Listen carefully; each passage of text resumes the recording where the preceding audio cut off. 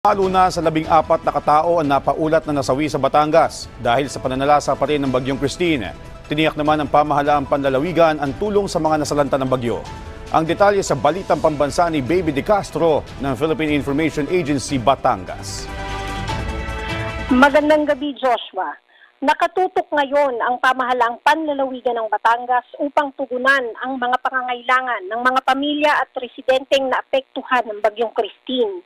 Inatasan na ni Batangas Governor Hermelando Mandanas ang mga tanggapan ito na agarang magsagawa ng disaster response operations bilang tulong sa mga lokal na pamahalaan. Kabilang dito ang pagpapadala ng mga heavy equipment para sa road clearing operations, search and rescue personnel para sa mga naiulat na nawawala, mobile kitchen at mobile clinics para sa mga evacuation centers.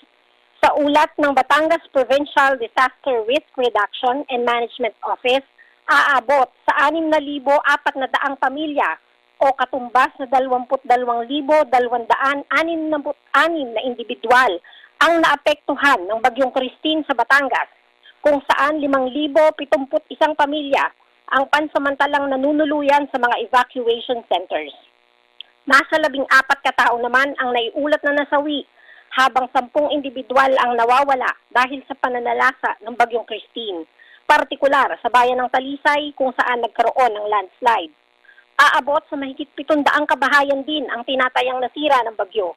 Sa Laurel, Batangas, matinding pinsala rin ang iniwan ng bagyong Christine matapos ang pagragasa ng malawakang baha na may kasamang bato at putik, bunsod ng matinding pag-ulan nitong Huwebes, Oktubre 24.